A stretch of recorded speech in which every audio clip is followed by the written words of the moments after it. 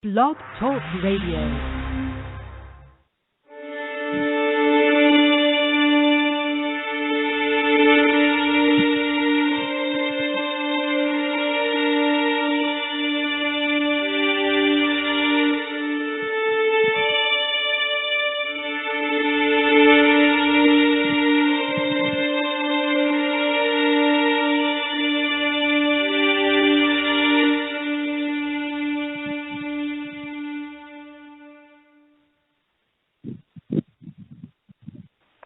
And now, where the paranormal meets the sacred, and all topics in between.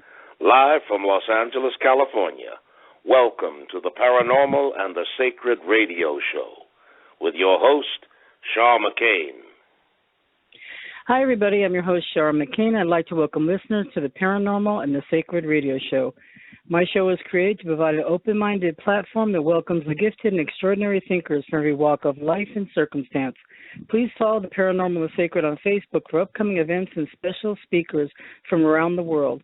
We're translating to many different languages for listeners outside the country.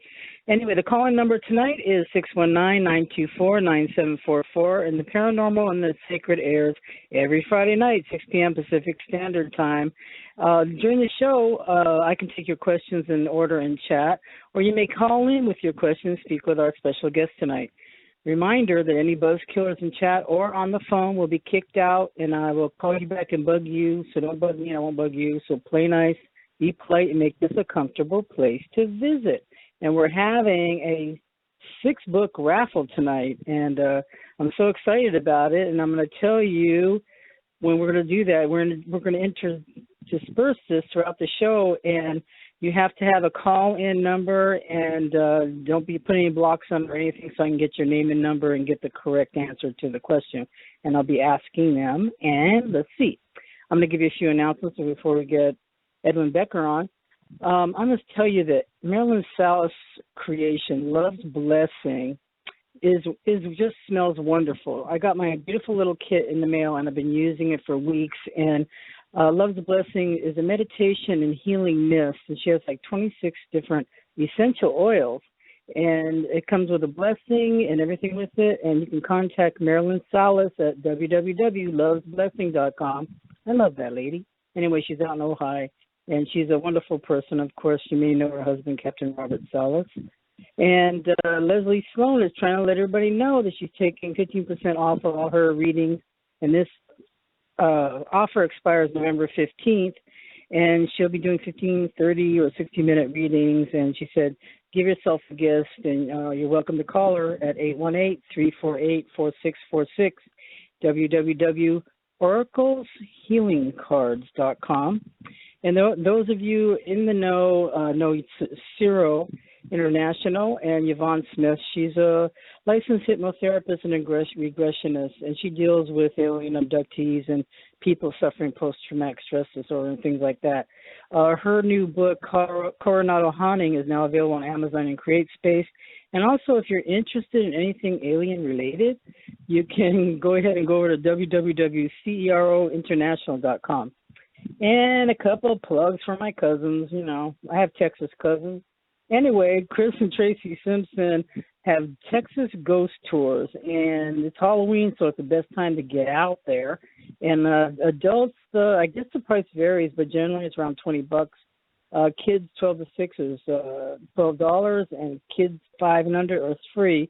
And they're walking tours, and they go around Galveston and stuff like that. Anyway, you can get a hold of Tracy at 713-562-0429 and Chris Simpson at 409-771-8901. Or you can go to Texas Ghost Tours at yahoo.com, and they do have a website, www.texas-ghost-tours.com. Anyway, I am going to introduce the young man tonight. It's a very awesome man, and he's a friend of mine. Our special guest is Edwin Becker, author of True Haunting 1 and 2, among other books. And this is our special 3-year anniversary show, and we're going to give away 3 copies of his signed editions of his book. You have to make a choice when you win the prize, whether it be True Haunting 1 or 2. And we're very happy to be doing that. And Anyway, and we have 3 other books too, and that's UFO related and things like that. So anyway, Edwin Becker had the distinction of owning a haunted building in Chicago that became the subject of the first televised paranormal event in 1970 by NBC. Before The Exorcist or Amityville, there was True Haunting. He never sought recognition until his daughter published his recollection in 2011. The book, True Haunting, became an instant bestseller, holding #1 on Amazon in the U.S. and for a year in parapsychology and for 6 months in the United Kingdom. I love those people. Breaking his publisher's ebook record and topping their sales of the 96,000 book catalog. He appeared on Sci-Fi's Paranormal Witness in the season 2 record-breaking finale, The Tenants. I saw that. You could still see it, and it's quite amazing. So he does not do many. He's only done 1 book signing, and he's going to sign the books for us tonight, and not many public appearances either. But he's done radio for CBS, Fox, WGN, and NBC, plus a multitude of internet programs as guest co-host and host. He has 2 daughters, 4 granddaughters, and continues to write, and recently releasing True Haunting 2 that has blown up the charts, and it's zoomed to, the stratosphere, and we're so happy to have him on. And so let me get him on here because I can keep talking about him, but let him talk about himself. Hi, Ed. You're live with the Paranormal and the Sacred. Happy anniversary. Happy anniversary. Can you believe I haven't missed a Friday in 3 years? I find that amazing because, as you likely know, Marcia had a show, Paranormal Angels, and I produced that show, and people in the background will never realize how much work goes into a radio show and preparation and the notes and the research, possibly reading a book real quickly to know your guests better. And we sort of gave up. We didn't even make it to a year. So 3 years without a miss is amazing. It's amazing. Congratulations. Thank you so much. I'm a very stubborn person, Ed. So I'm sticking there. Stubbornness. You have to be. You have to be. I have tenacity that's bizarre. But now you mentioned Marcia. How is Marcia? Where's Waldo? Yeah. Well, that's about it. I don't really know. As most people, some people know a little more than others. But what started as a prank now has I haven't heard from her in 21 days. I'm worried because she has congestive heart failure, and her monitor is here in the house. And the monitors are so important because what they do is they read your pacemaker, and if your heart is threatened in any way or your beat becomes erratic anyway, in her case, she suffers from a rapid heartbeat. So where mine normally beats at 60 beats per minute, but it beats kind of a calypso beat. Hers is very even, but it beats between 90 and 145, 148. It's very fast, which means that she can suffer tachycardia. Now, she never has, so therefore, ignorance is kind of bliss, because when you've never had a heart attack or suffered VTAC, you just think that it can't happen to you. But it happens. The last time I had one was a year ago, November 4th, and my heart went from 60 to 242 beats a minute in a single heartbeat. No escalation, no nothing. So mine went off, and it shocked me a couple times. And so she's out there flying without a net, and I'm frightened. I'm worried. That's about it. Okay. Well, all of us that love you guys keep you in our prayers, and her too. And how are you doing with all of this? Oh, man. I have never lived alone. So before I met Marcia, I traveled for about 4 years. I went from living at home with my mom and my little brother and sister, and then I went to band life, road life. So I traveled with musicians for about 4 years, and that was just a ball. Every minute was occupied with something, either music or trickery. And then I met Marcia, and I've never been alone. So now I'm alone, and my dog and my cat, My dog doesn't talk back. The cat actually does talk back. Cats are just amazing. Yeah, I'm kind of, things are kind of messed up because men are kind of pigs in general, and I'm no exception. I'm lonesome and kind of confused, and I mean confused by everything. You women, know how to do everything, and I've got one setting on the washer and dryer, and everything is going to get washed with that setting. And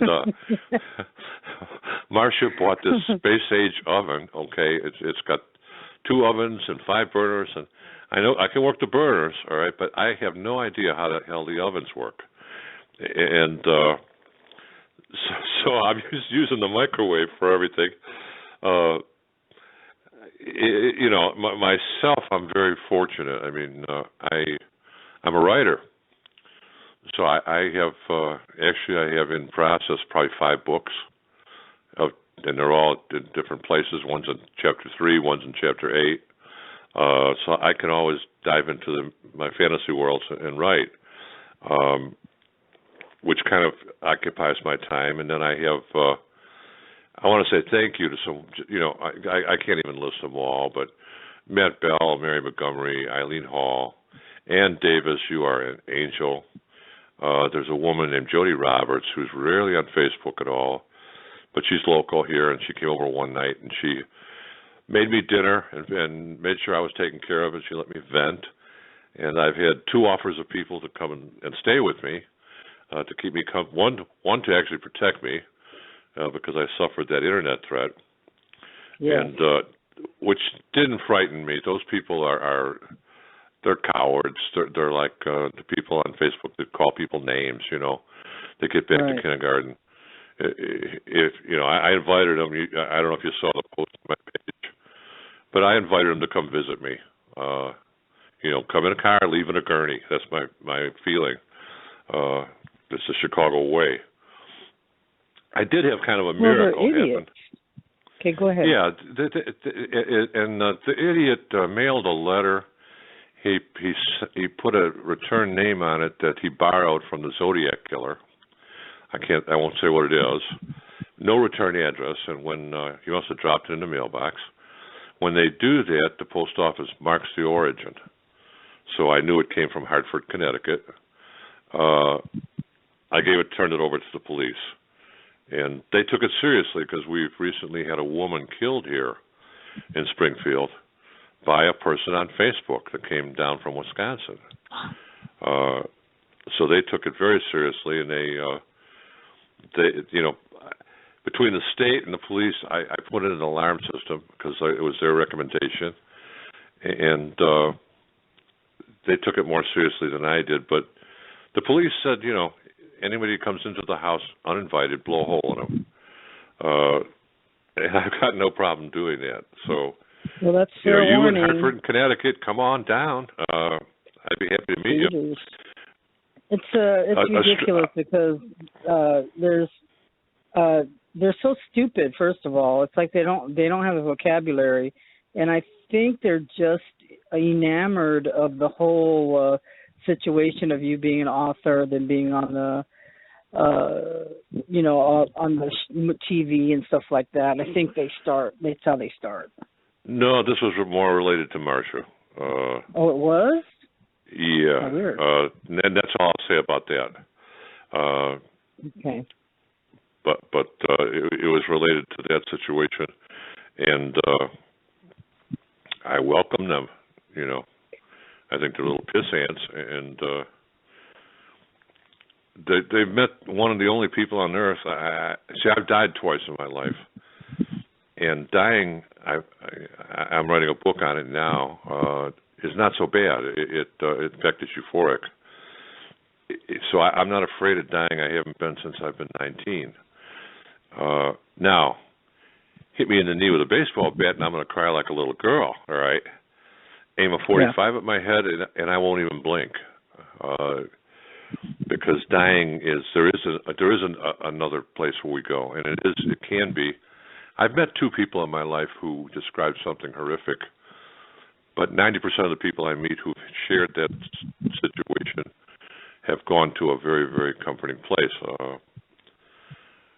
I said that to a person recently who came to visit me, and we were talking, him and his wife, and we were talking about near death, and I told him I had died, and told him how wonderful it was, my first experience. And he just looked at me, I mean, like it was a revelation. And he said, I can tell you. And I said, you can tell me what? He said, I never told anybody this. He said when his father was dying, his father was incapacitated, laying there and gasping for his last breath. When he took his last breath, he said his father sat up, straight up, and said, oh, my God, it's wonderful. And then he died. Oh, and I told him, I said, your hear. father was correct. It's a feeling that is beyond anything you can experience as a human. But he said, thank you for telling me the story. He said, so I know my father wasn't crazy. And I said, no, he's not crazy. I said, he saw where he was going. And he was right. It's wonderful. But I got to tell you this little story because, when I was in need, initially the first week without Marsha, I was running into walls. I didn't know where anything was. I didn't know how to work anything. And I was confused. I had been reflecting on sometime before. I was reflecting on people in our lives that have altered our path significantly. And I have 2 or 3 people in my life that have altered my path significantly. And I wish to God I was wishing to God that I could thank them. All 3 of them, one I know has passed away. The other 2 I could not find. Well, the first one was a person who taught me guitar, only because I was a real city street punk. I won't tell you the stuff I did, but when Marsha initially met my friends of that level, because I had musician friends and I had other friends, they scared the hell out of her because they made the Sopranos look like cartoons, all right? Mm-hmm. But I was a punk, and I decided, no, I'm going to become a musician, and it was simply out of economics, the need for money. I needed to contribute to my mom. My father had died. And if you were 16 or under, they could pay you child's wages, which was half of minimum wage. So I could work all week and come home with $18, So I found out who the best 2 guitar players were in the neighborhood. And 2 names came up. One of them was Terry Kath. He wound up founding Chicago, and he unfortunately committed suicide in the early 80s. The other was a fellow named Denny Browder. And Denny never wanted to actually be a performer per se. He did background music and more toward the Nashville side. But he took me in. I don't know why he taught me guitar, because I just knocked on his door and he did, and then what happened was one night his bass player didn't show up. They had a gig every month at this hall to play rock and roll for a couple hours. And he handed me a bass and said, play. And after that, I just took off with my career. He moved, and I went on, and he altered my life, because that life took me into music. It taught me to be able to speak in front of an audience, taught me to negotiate with agents, club owners, hardened me up a little bit at a young age, caused me to meet Marsha. I went back to school, and it set me on a path. And I said, boy, if I could meet this guy today, I'd thank him so much. Well, guess who friends me on Facebook maybe about 4 months ago? Who? Denny Browder. Wow. I couldn't believe it. It was him. So I contacted him, and then we traded some photos, and then I wrote him a heartfelt letter. And today he knows how the situation I'm in.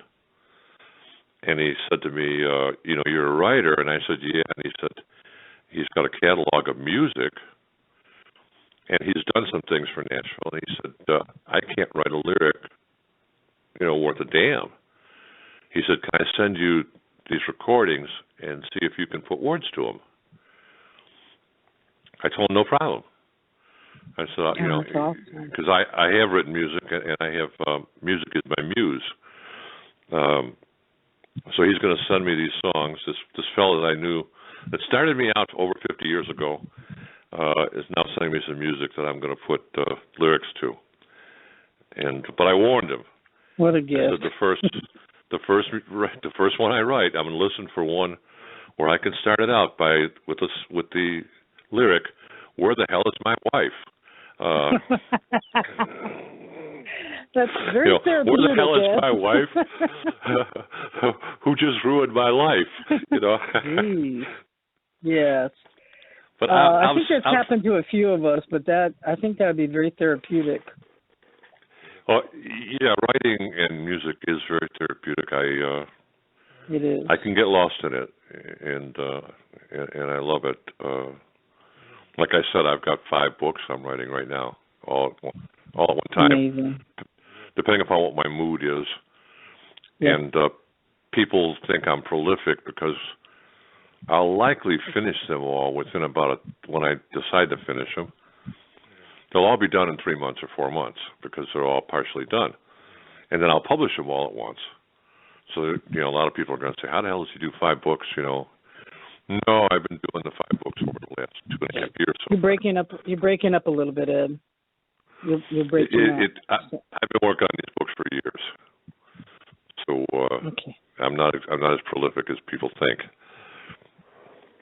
Okay. Am I okay? Now you're also, you just were breaking up a little bit. So, it was just kind of, I don't know what you call it, like wobbly sound. Okay.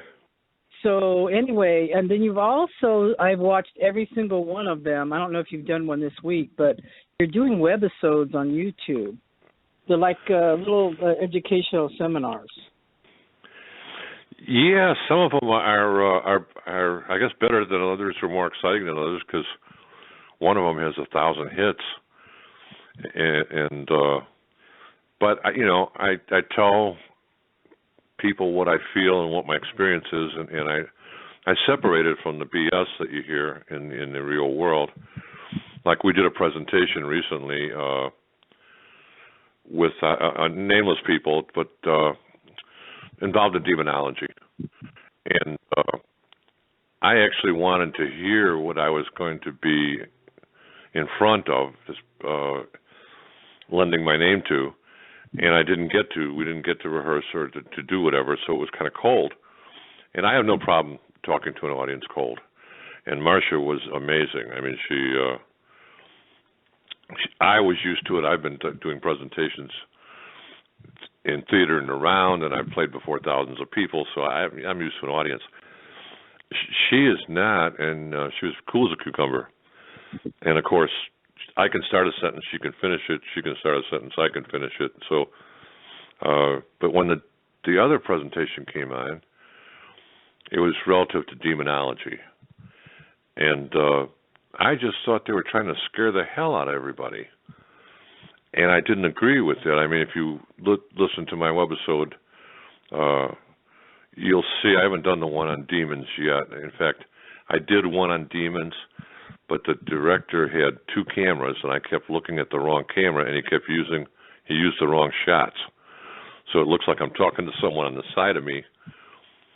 So we're going to have to redo the whole thing. But demons, this person was doing a presentation, and he had, if you have stomach acid, that's demonic. If you have hemorrhoids, that's demonic.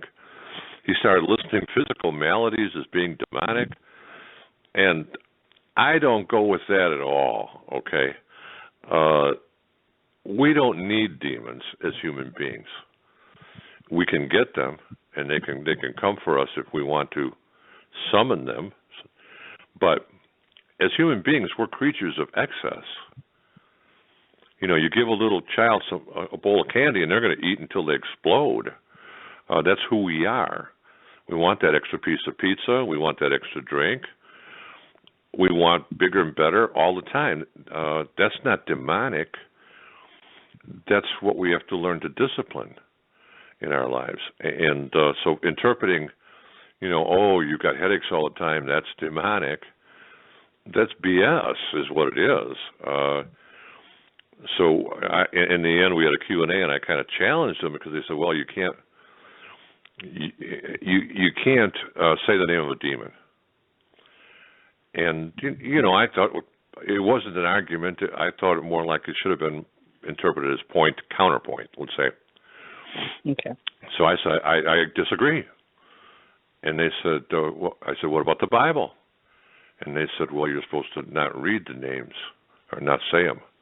And I said, does it say that at the beginning?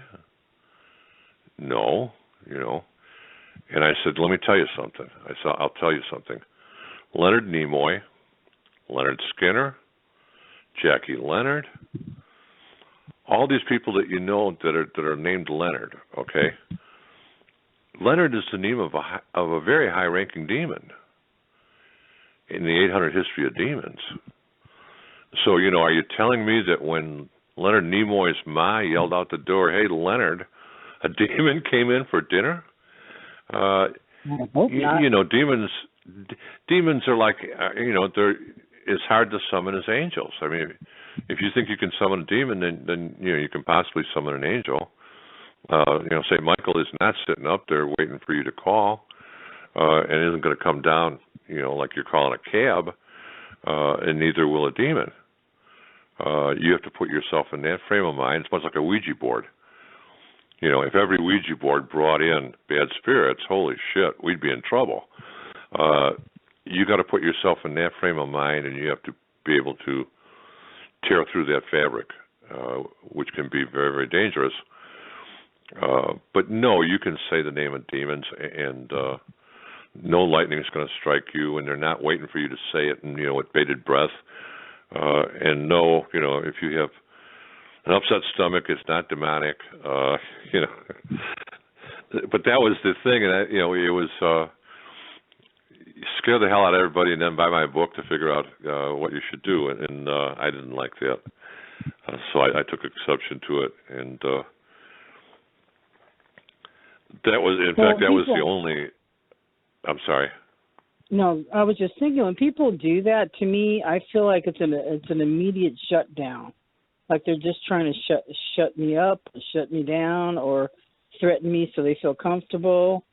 That's what I take it as when they start threatening you with the demon thing.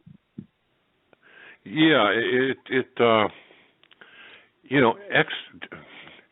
I've known one exorcist intimately, and I know another exorcist that Archbishop Ron Fale, and I have the Catholic book that I've studied of the Rite of Exorcism.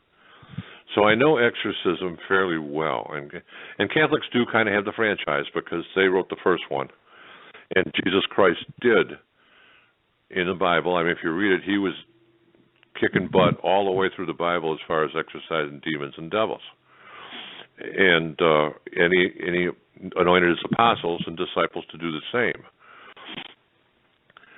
But a true possession is very rare. It's very rare. And it's violent, or it can be violent. I mean, so that the Catholics in their rite of exorcism, I don't know what the modern book says, but in the original older texts, it recommended priests who do exorcisms are of a more mature age. Now, there was a reason for that, not because they're being any smarter because they're older. It was because at least they've lived a good portion of their life, because you could lose your life in an exorcism. So, when I read on Facebook and I hear somebody, who says, I exorcised 3 people today, exorcised 3 demons and that, it's like they're playing Dungeons and Dragons in their head or something. No, you didn't. An exorcism can take days. An exorcist typically prepares with prayer for 3 days or so. And instead of fasting, they'll actually build up their strength. So they're going to eat, and it's like they're preparing for a wrestling match. And I don't believe in the scare tactic. It's throughout the paranormal. It's throughout the paranormal. Yeah, I don't appreciate it. I wrote a blog, and I said something on another radio show, and I've had a few investigators contact me and say, you're right.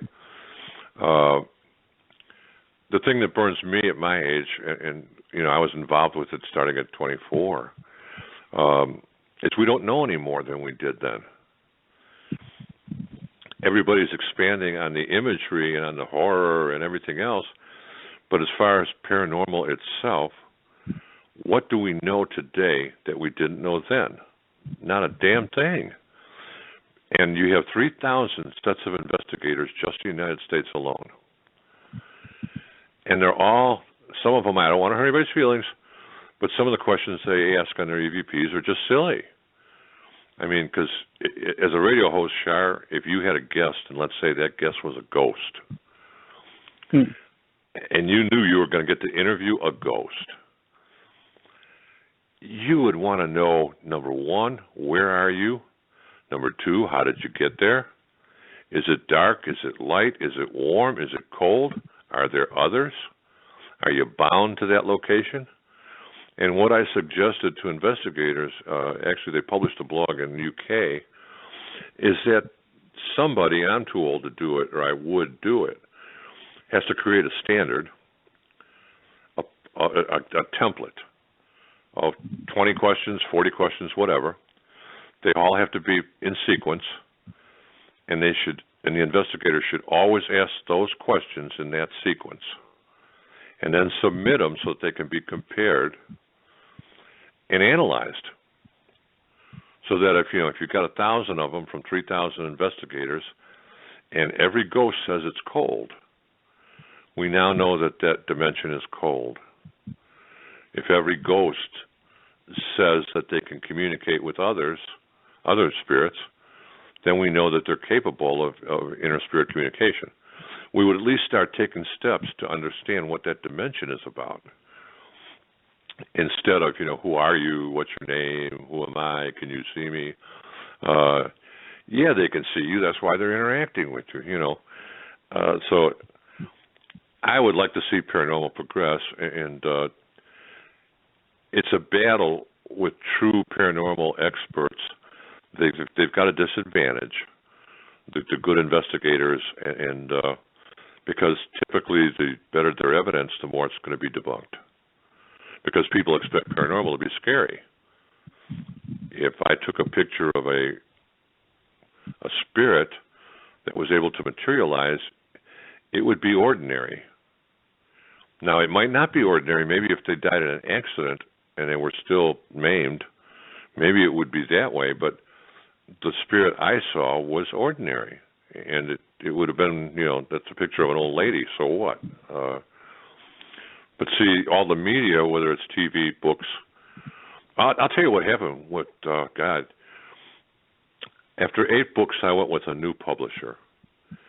And a number of people have said, why the hell did you go with a new publisher after 8 books? Well, I submitted my manuscript. Marcia and I finished it in April. And I submitted it. And I'd done the dance so many times, I kind of knew I didn't ask any questions. I knew I was supposed to get a proof copy. The proof copy never came. So I figured, what the hell? I called them and I said, where's my proof copy? And they said their editing department has some questions and some suggestions, that was a whole new thing. And I said, okay. Well, they said they want me to delete some stuff, change some stuff. And I said, no, this is self-publishing. Yes. And they said, no, we were bought out by Random House Penguin, and we're now running according to their filters. So now it's being filtered. Well, that's the reason I ran from traditional publishers anyway, is because they're not, it's like a dog. You feed a dog filet mignon and then watch what comes out. That's what typically happens to the same author, to a smaller author that goes with a name house.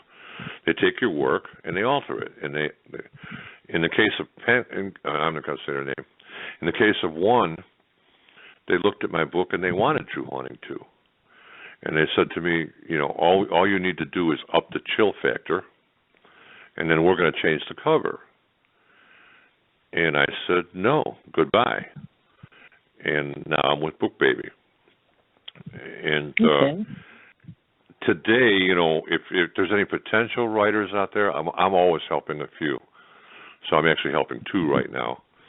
I tell them all the same things. Some listen to some of it and some don't.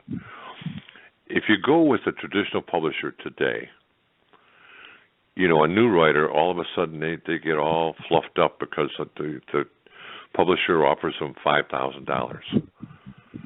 Okay, that $5,000 is not like a bonus. It's a payday loan. It's an advance. That means your book has to earn it, and then you don't get royalties until you exceed the $5,000. So it's not really anything special. Now, for doing that, the publisher gets to possibly change your title, to definitely design the cover. You lose control. Definitely alter your text so they can tell you to add, delete, do whatever. And a lot of publishers now are trying to save money by cutting the pages. So one friend of mine had her work done. They cut 25% of her book. 25%. Wow. And then the worst thing for the new authors is the traditional houses price fix. And that's the last thing the new authors are thinking about. And then their book comes out, and the ebook is $9.99. Well, let me tell you something. There's a whole gigantic audience that will not pay over $5 for an ebook, and they shouldn't have to, because the technology and the labor. No, and so when you see a $9.99. And it's killed some books. I can't mention any titles, but even friends of mine who published, they've had good work. The book should have done far better than they're doing, but they just lost that whole audience. And, they forget that it's a worldwide audience. So that, your $9.99 here may or may not be affordable. It may not be affordable in the UK or in Australia or in Brazil or in Scotland or Canada. So it means a lot, and if their sales aren't 90%, 80 to 90% ebooks, then their publisher has screwed them royal, and they don't see that. And I won't give you the titles, but there are a few books out there that I really love that are true nonfiction that should have done way better than they've done. But they lost that audience at $9.99. So, publishing with traditional publishers, well, now the traditional publishers know, so they're buying out the self-publishers. So Author House, Ex Libris, Universe, Stratford have all been bought out by Penguin Random House. Hay House and Balboa Press are both contracted to allow Penguin Random House to do their editing. So they've been able to fire their editing department and guess what Penguin Random House is doing? They're filtering all the nonfiction, which I love self-publishing. I love it for myself. I love to read self-published books because they're honest. Now, people say, well, you don't get the precise, stellar editing that traditional houses. They're right. Okay, you're going to find flaws in my book, but you're going to get no bullshit and a good story. I don't have to bow to a publisher who says we need a few more pages of filler here, and you write about the bathroom for 2 days or something. It's straightforward and it's honest. So I love self-publishing, and people ask why I do that armchair picture where I'm reading other people's books. Because I'll help every single author. Because if someone gets interested in their book, they'll continue in paranormal and they'll buy mine, and that's a fact. Right, that's right. So you look up any of the books you want, and you look on Amazon, and then slide down a little bit, and you'll see what's called the also boughts. So if you look up S.G. Wells's books. She's a lovely lady. Under S.G. Wells, you'll see that they also bought True Haunting.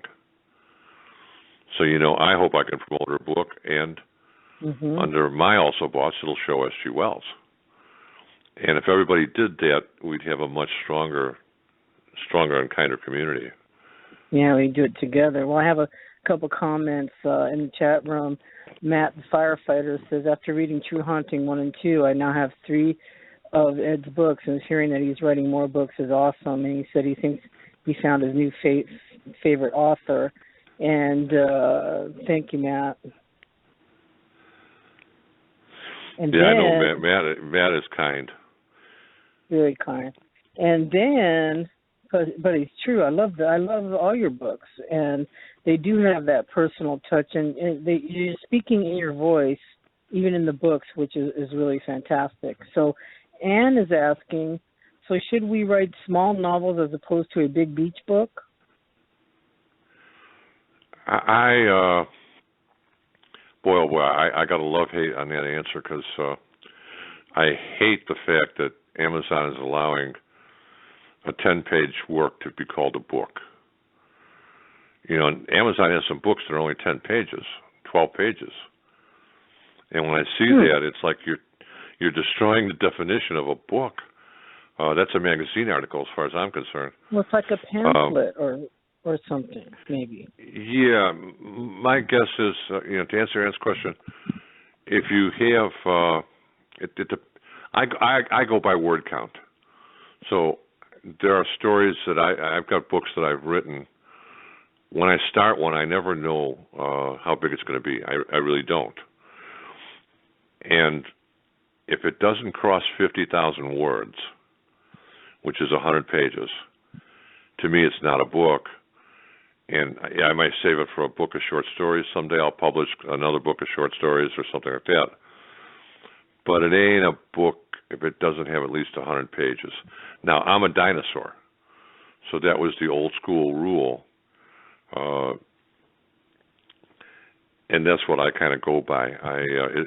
You can call it a novella, I guess, and publish it. Or a guide, to me, or something like that. It's got to be. It's got to be a book. I mean, I've gotten a lot of emails and letters over the years from people who they thank me because they were buying Kindles and Kindle books, and then they trip across mine and they buy it, and I've gotten emails that say, "Thank you so much. I bought it for $2.99. It's a real book." Poor people. And I had a fight. I had a fight with the publisher. In 2011, I fought with the publisher on my first book because I said, number one, I grew up in computers after music, so I know what it costs to distribute an ebook. I mean, yeah, there's work behind it, and there's storage, and there's things you got to do, and there's time, and there's costs for transmitting and all that. But it's not $10 an ebook kind of cost. What they've got now is a cash cow. So I fought with my publisher to get it at $2.99, and they were against it. They were, the other funny part is on True Haunting. My daughter goofed up. Okay, all I did is give her a manuscript on a flash drive, and I gave her the cover as a concept. Typically, I give her a cover and it's a concept, and then she decides whether she wants to do it or whether she has the professionals do it. She took True Haunting and it was actually, it was supposed to be her book, actually. She put my name on it, used my concept cover, and threw it out there. And I was actually angry until I found out it was number one in new releases, and I said, okay, I'll accept that, But the cover became so distinctive that it was about 2 years later that one of the bigwigs at Author House called me, and they were talking about sales and things, and they said, all you need is a more professional cover. And I laughed because I had the most reviewed book out of their 96,000 books they published. And I said, yeah, I need a cover just like the other 96,000 you guys have done. And that shut him up. So when it came to True Haunting 2, Marcia and I had a number of my daughter, my son-in-law, a couple close friends. I threw my concept covers at them, and they all chose that cover. I just stamped a 2 on the front, and that's the one that they wanted. On one of the covers, I had the back of the house, and they didn't like that. And it was exciting. It was exciting interviewing my wife. It was exciting writing it because I had 3 ways I could have written it, and I chose one that I hoped the public would accept. And I guess I got the gold ring because everybody sort of. I think I've had one comment. Yeah, I mean, I've got one terrible review that's a 3-star. The rest of them are all 5 stars. So I guess everybody loves it, and it was based on Dan, and it was based on Marcia, her experiences, because I did have a ton of emails that said, "How the hell did your wife survive there?" And quite honestly, I'll swear on the Bible, I did not know. I never asked her, never wanted to know, because there was nothing I could do about it. So it was like, la la la la la. The less I hear, the happier I am. Yeah. Well, now we sit down the first part of this year, and I start asking her questions, and she starts to find that she understands why Dan won't come and visit me and wouldn't give me a first-hand interview, because he gave me stuff in writing and he talked to me over the phone. But live, I get to tear you apart. You tell me that you heard a noise at the door and you opened it, and I get to say, wait a second. You hear a noise at the door. What's the first thing that went through your head? Were you frightened? Were you this? Were you that? Did you move quickly toward the door, or were you kind of reluctant? And I take a person apart emotionally because that's what I need to capture. Marcia found that out, and she was actually, during the interviews, she began to fear that, because of all our talk and detail and things, that the ghosts from Camel Street were going to come get us. And then when I told her I still had the jar with the bullets, she freaked out completely. But I told her, no, those ghosts were bound. They're bound to that location. I hope to God they're cleansed and they're set free and happy. But I never feared it. I never feared, but go ahead. Well, I want to give away a book. So this is the first question. So I want you to be the first one to call in, and I already put a little hint on my Facebook page. So we're doing movie quotes. So you just got to tell me where the quote's from, which movie it's from, okay? So the first one is, Candace Root, anyone? Give me a call, 619-924-9744. The first one to guess it gets the book. 619-924-9744. I thought you were going to make it easy. No. I thought it was going to be something like, are you talking to me? Are you talking to me? No, okay. If nobody is calling with that one, I don't know, everybody's thinking everybody got frozen. I don't know. My computer just blew up. Okay, the next hint for this movie that I'm talking about, it's a quote from a movie. These are all quotes, okay? Is, this isn't a dream. This is real. Come on. Now I have to start saying actors. That's not right. Man, I'm a movie buff, and I don't know where the hell you're coming from. I really don't. I never. Unfortunately, this is one of the favorite things I did with my kids, and we all memorize the most obscure. This is not an obscure movie. As a matter of fact, you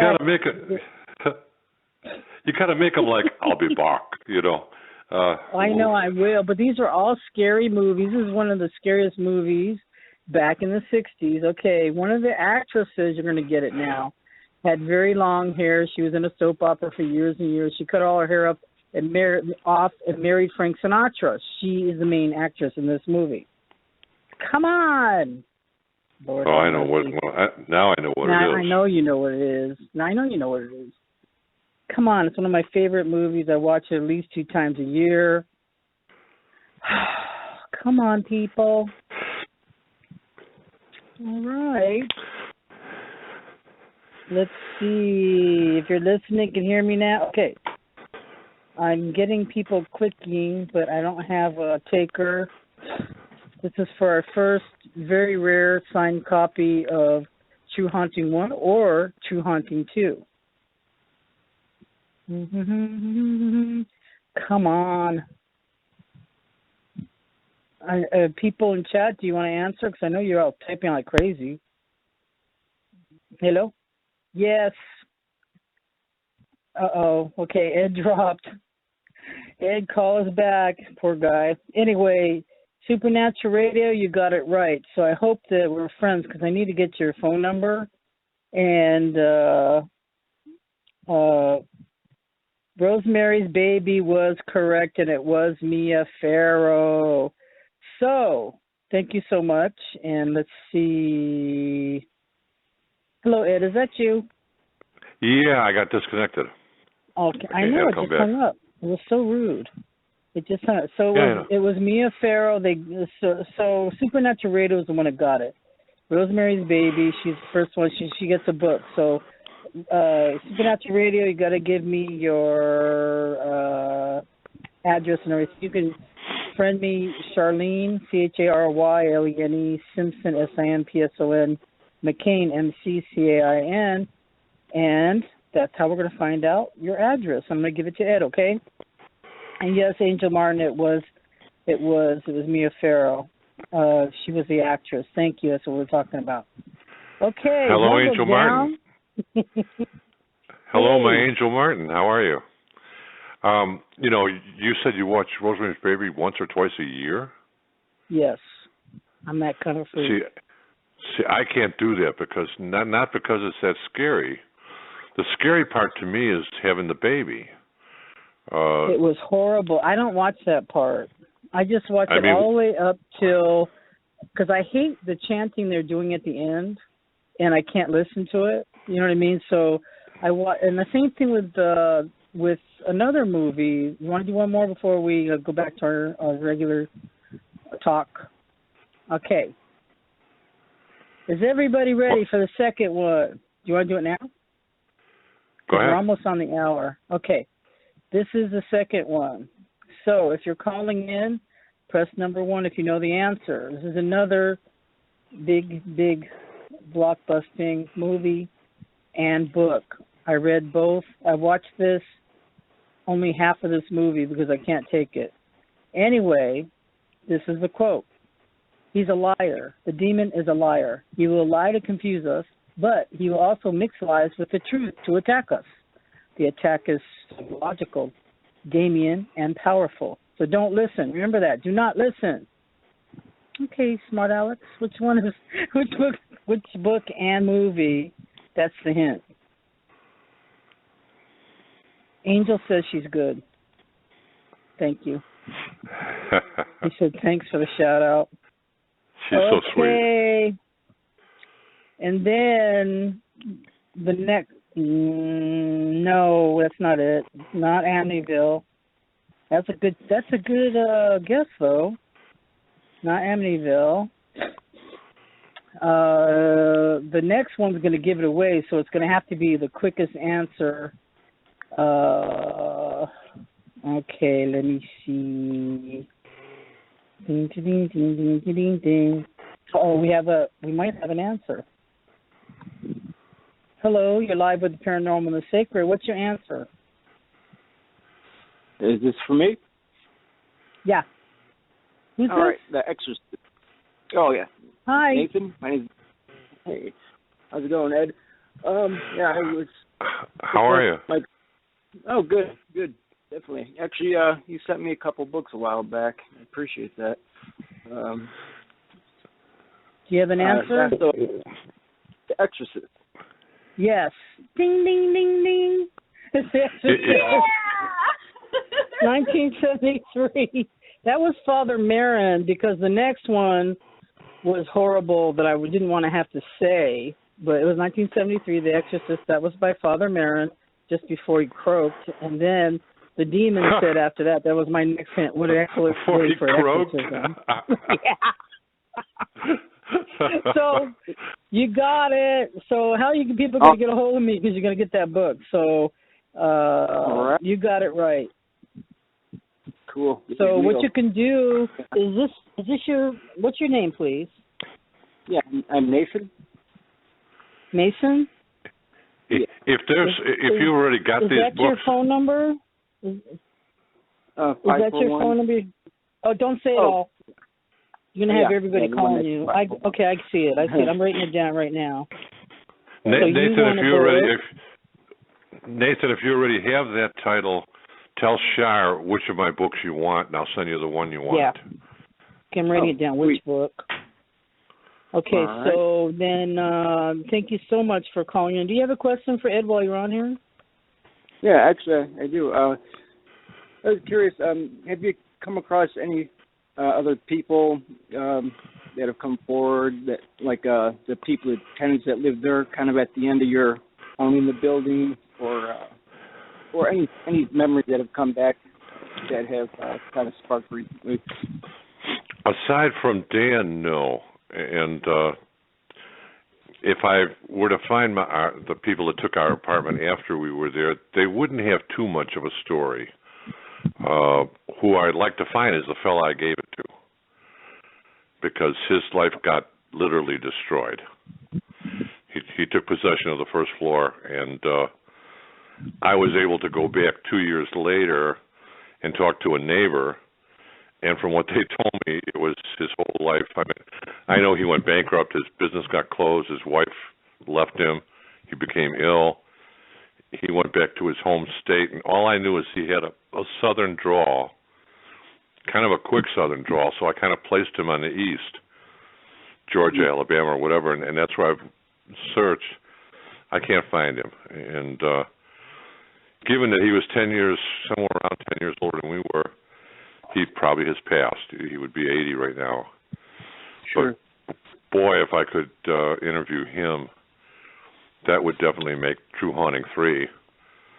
I know you mentioned that at the end of your book, and I was just curious if anybody else had come forward, or especially the people that you had living there that kind of took care of the place after you moved out.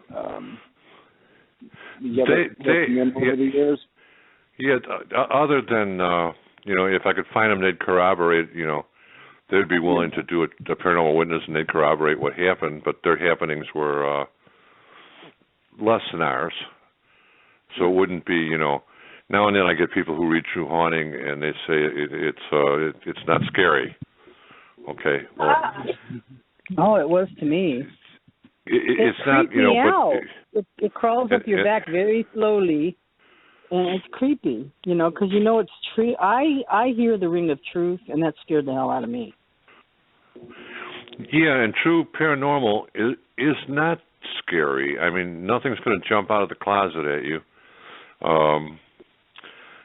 There's going to be happenings. Marcia was way more sensitive than I was, so she kind of. They performed more for her than they did for me initially, like they could sense that I didn't believe. So, Marcia would say this happened or that happened, and I'd say, BS, it's her hormones or whatever going on.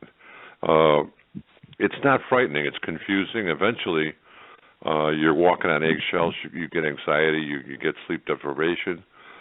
It wears on you. And that's why whenever I read a book and the person has lived in a horrific haunted house for 10 years, it's like, that's BS. It's impossible. You'd be batshit crazy by the time you got to your third. I was almost crazy, and we didn't even go 2 full years. I became just a very angry young man. I got mad at everything. It made me. I was walking on eggshells, always edgy. It's a terrible experience, but it's not scary. And with that, it's a perfect segue into, I've been in movie negotiations now it's my second set for 3 years. So this negotiation will cease in December, and we have one obstacle, and that is I want a guarantee that it goes to the box office, because Hollywood is kind of in disarray right now. They're only making money off of animation and comic books and franchise movies like Fast and Furious number 93. They're doing remakes. I want to make sure mine doesn't go direct to video, and I want an absolute guarantee. And they can do that in two ways. One, by putting writing. Two, by upping the budget to where I know they have to send it to the box office. So, eventually there'll be a true haunting movie. And or maybe, even though The Conjuring was a good movie, maybe I'll pass away like Ed Warren did, and then they'll take advantage of my family, and they'll be able to make whatever the hell they want using my story. I was mad when I saw The Conjuring because aside from the overkill on some of the horrific parts, and they didn't give Ed Warren any credit for his writing or based on or anything like that, which was the first thing I negotiated is I get writer's credit. Once I do that, then I also have I want the ability for approval. So that movie companies don't like because they can't just do a screenplay, which is very expensive. They have to hand me a synopsis. The writers do, and if I don't like the synopsis, I say no, and then they go back and they take another look. But right now, we've got everything in place other than a guaranteed box office. So if it expires in December, they'll either apply for an extension or I'll go on to the next company, which is another major company.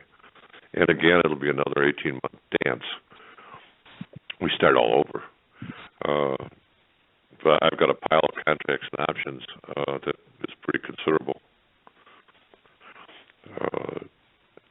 I just don't want them to make a mess out of it, or they have like a whole department. Each of these damn studios have a whole department of creative people that are just thinking and making up stuff that have never been seen before.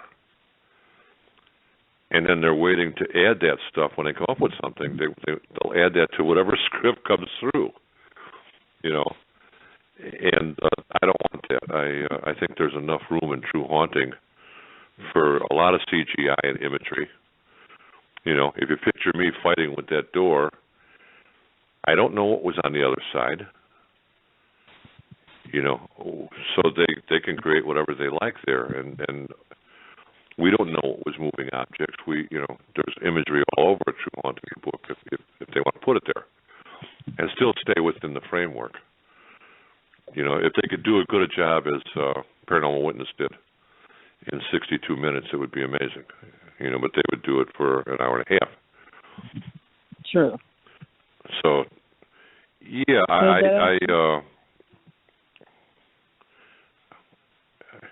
so the negotiations continue. That's all I can say on that. And no, I'm not going to allow them to do something cheesy. And because you have to really watch your P's and Q's on everything, because they can put a sex scene in there if they want to get their rating. And so I'm concerned with Marcia and my image, and yeah, I'd like them to stay within the framework of the book. Very difficult to do with Hollywood. Take the movie The Exorcist. To me, it's a brilliant movie. I watch that movie once a year. I love it. But there is nothing about that movie that resembles truth. Not one damn thing, okay? There was never a priest that was an archaeologist. It wasn't a girl. It was a boy. They didn't live in Georgetown. The boy, if I ever wrote the book of the true Exorcist story, nobody would buy it because nobody would finish it. They might buy it, but then they'd say, shit, I can't read this thing. This boy gets exorcised 20 times by Lutherans, by Episcopals, by evangelists, by a rabbi. And then the Catholics come in politically and they say, well, we'll try it, but we have to baptize the boy Catholic. And then there's a feud, and then there's things that are written that even the priest who is present, the two priests disagree. One says, oh, the boy levitated. The other one says, no, he didn't. The bed shook. You know. But it's a rather boring story, the true Exorcist story. The movie, brilliant, only because they did it exactly technically correct. It all could happen, and if it did happen, it could happen that way. But it doesn't even resemble how it truly happened, and then what truly happened has also been distorted a whole lot. I met this fellow, nameless, okay? Okay. He told me a story, and I believed him. He said that he was able to visit the hospital where the boy stayed, the mental hospital, and they closed off the room, and he was the only person that's ever been able to enter that room and view it. And I believed him, okay? Except that then I found out the building was destroyed in 1978. The whole damn building is gone. It's got demolished in 1978. Wow. So he's walking around telling people he went to this room and it didn't exist. And then there was a controversy. There was a controversy because the boy was actually treated by psychiatrists and mental specialists. So there was an argument over, was it a medical cure or did he truly get exorcised?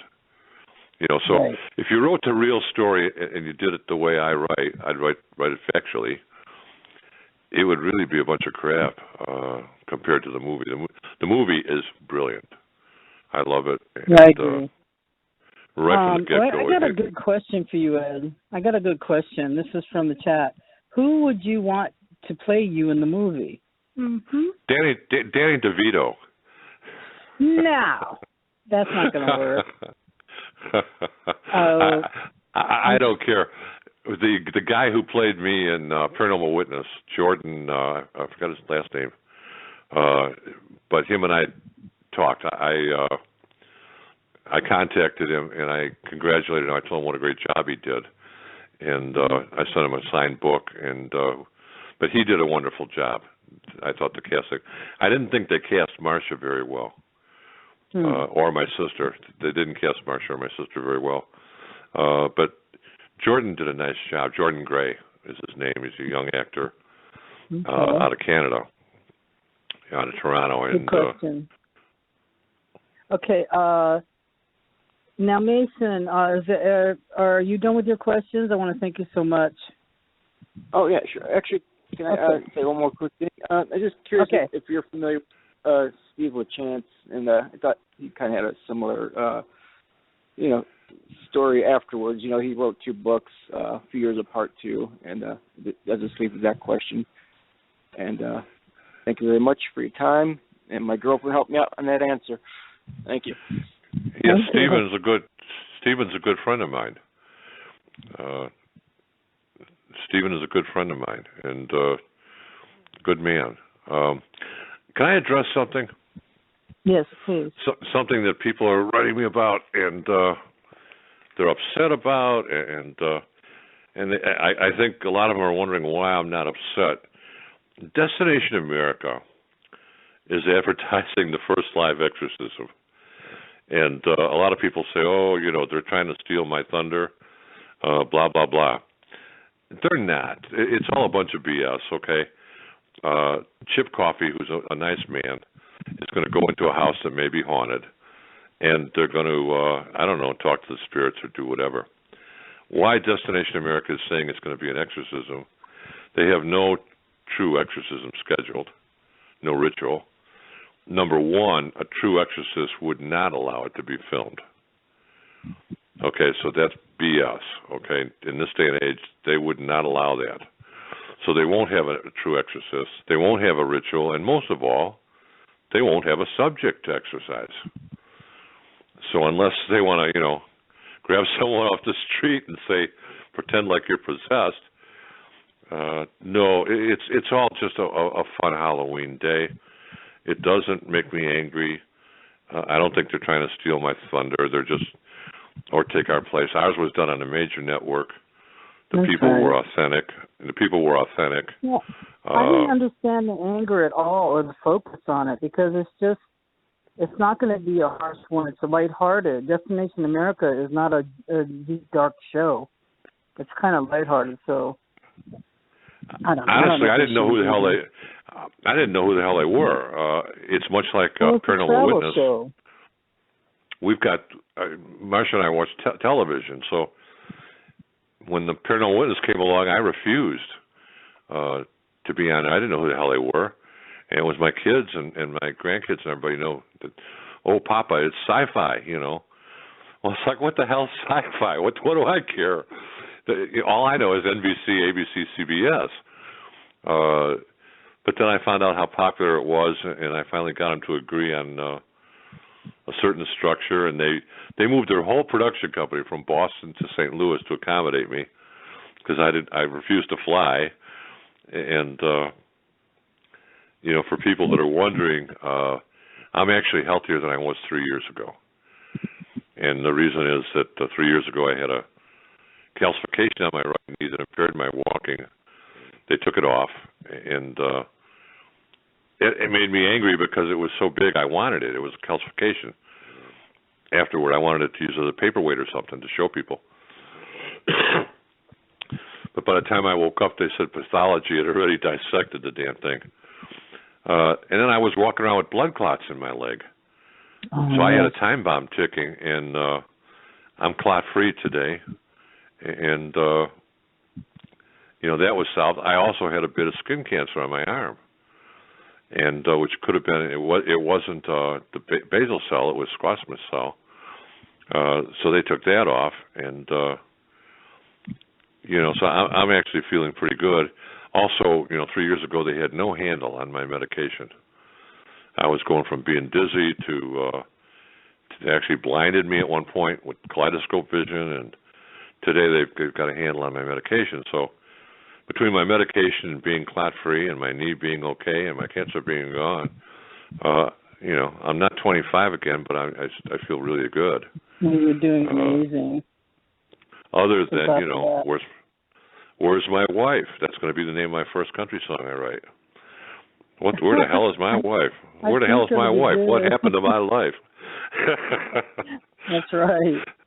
It kind of reminds me of another one, but anyway.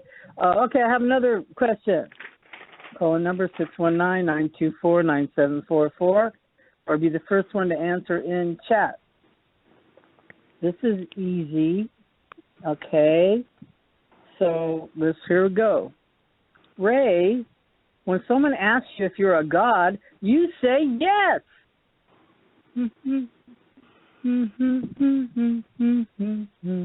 Oh, it's supposed to be Jeopardy music, but I don't think it's So,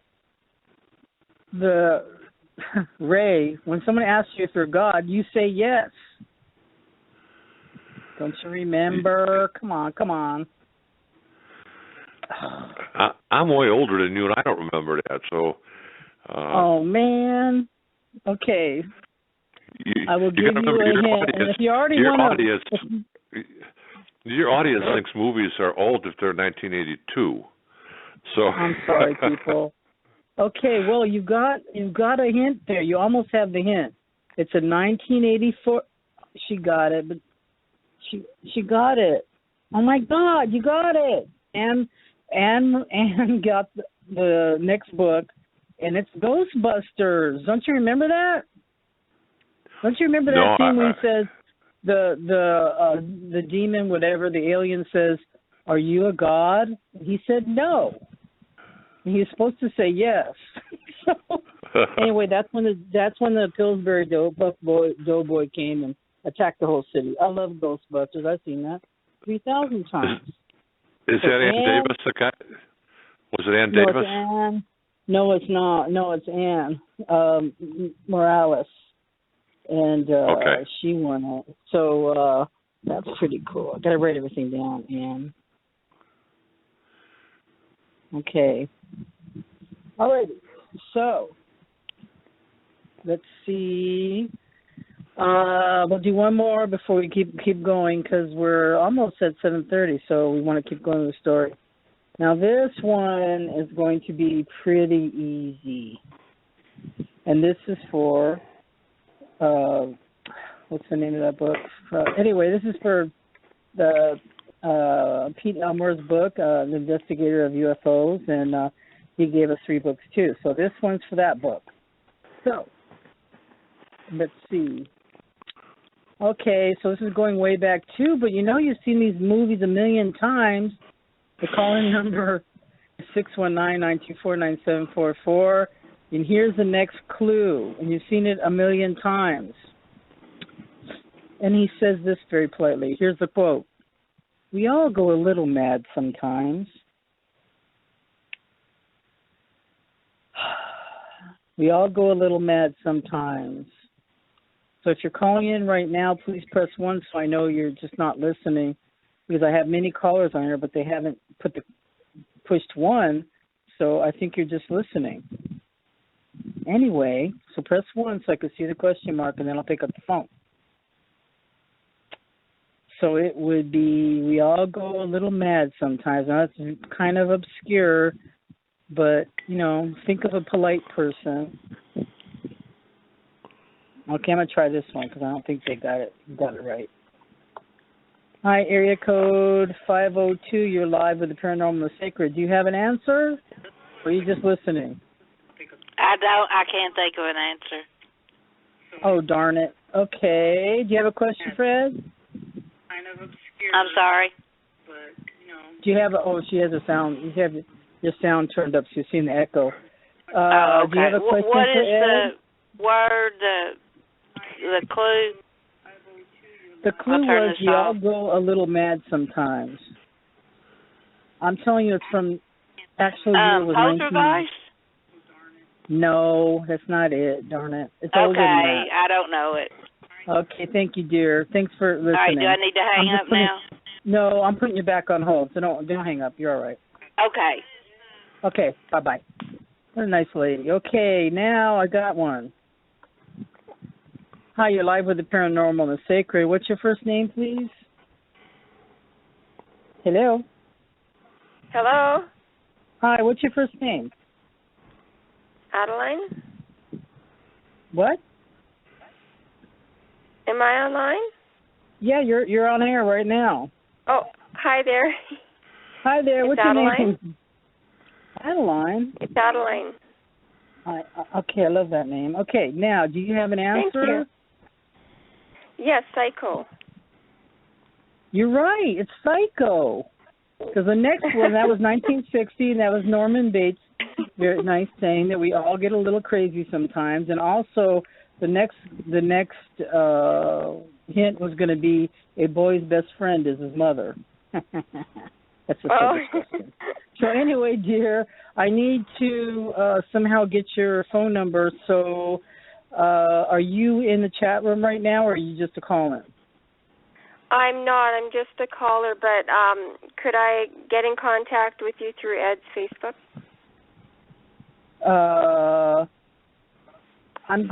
Let me see. I'm going to put you on hold. Well, Cher's on Facebook. I'm on way. Facebook, yeah. Do it with me because I have to send you the book from. Okay. I already have the other book. Okay, so well, that my sounds name great. is I'll send you a message. Charlene Simpson McCain, or the Paranormal and the Sacred, either one. Okay, that sounds good. Okay, I'll send you a message then. All right. Thank you, you, dear. Okay. Thanks, Ed. Bye-bye. You're welcome. Okay, bye, Adeline. Okay, we got Adeline, then we got 2 more books left. Now, see? Anyway, I wanted to ask you another question. You know, you've done so much for everybody. Like, you're generous with your time, which I can't believe, and you're good to everybody, and you have, you know, been so generous with your books and everything else. And I think this has led to much prosperity because you give much and you get much. And you know, I'm very happy that things are going as well as they are. And have you? You also are a collector, but do you ever believe in collecting more items other than the bullets in the jar? I can't believe you have that either. But other than that, if for people that haven't heard this story or read the story or seen it on YouTube, these bullets in the jar were found in the cellar. Tell me the story about the bullets in the jar, because we're talking about an extremely haunted house with 5 spirits and maybe one unknown. I found when we left Campbell Street, the psychic warned me that it had to be something very strong there, because the exorcist couldn't deal with it. They failed. I mean, we knew that. And the psychic, he was fearful. He kept in touch with us, and he held our hand. Joseph D. Louise, God bless him. There's going to be a book out on him, I hope, this coming year, and I just wrote the foreword for it. But he was afraid, and he held my hand, and he warned us. He said, "Don't take anything from this house that was in the house when you left." And you know, me being who I am, I had to bring a few souvenirs. And one of them was, when I was working in that basement, I found a jar with some bullets in it. And in those days, I mean, today I laugh. I watch the garbage man, and there's a robot thing, and it grabs the garbage can. In those days, 2 guys came, and they grabbed the garbage, and the garbage trucks went to a place where they burned it. Well, I wasn't going to throw it in the garbage, because they'd go off. They could hurt somebody. So I hid it in the rafters, and as you know, if you read the book, the one psychic read it and read my mind, and she knew it. But when we left, I took that jar of bullets with me, and so I still have that jar, the exact jar with the bullets in it. I also kept one of Ben's books. So there was a little one that was about the size of a pocket book. It's actually number 1 issue. I forgot what the name of the book is, but it was a girly book. I kept that with his name on it, and I kept I forgot what they call it. The thing with the cup at the end where you get water. Like a ladle. A porcelain, ladle. I kept a porcelain ladle, and since I think I even sold that ladle in our collectible store. But I kept a number of pieces, and Marcia never knew until this year. Mm-hmm. So when I interviewed her for True Haunting 2, I told her, and she freaked out completely. And she was always convinced that if we talked, it was one of the fears when I interviewed her, was that she was afraid that the ghost would find her. And our bedroom, our house is a sanctuary, so I have more blessed items. Yeah. And, you know, it's not obnoxious. I mean, but you'll find a crucifix or over our doors, and even a small one. You'll find, you know, other things in our house. And our bedroom is just incredible, because I've got all kinds of blessed items, blessed rosaries, statues, crucifixes, and in my webisode, I advise people, all you listeners out there, especially if you're investigators, or if you're people or if you think you have something active in your house, make your bedroom your sanctuary. Make it so overpoweringly positive and blessed that nothing can enter. Because that's where you go, and you go to sleep, and your mind and your subconscious is vulnerable. You want to protect yourself in your bedroom. And so if nothing else, you know, make that a fortress. Make that a spiritual fortress where you can go and you're safe. And I do that. And I never worry, and I sleep well, and I don't have nightmares. So I don't believe anything. And we have had spirits in this house. I've got one. It's on the webisode. I have a guitar. It's a 1959. I thought when I bought it that because we bought the Branson house, and we lived in Branson, I thought the spirit was in the Branson house. It was not a negative spirit. It was benign, but it would show it. It wouldn't show itself visually. It would. We'd see activity. mild activity, nothing threatening. As it turned out, I had bought this bass that was vintage. I knew it's a really good bass. It's a Hofner made in Germany, something like the Dave Clark 5 used. And it had jazz strings on it, so I knew the player was a good player and probably loved that instrument. I love it now. I'm attached to it, but so is he. So Marcia and I have seen him, and when we moved to Springfield, we thought we left him in Branson, and he came here, and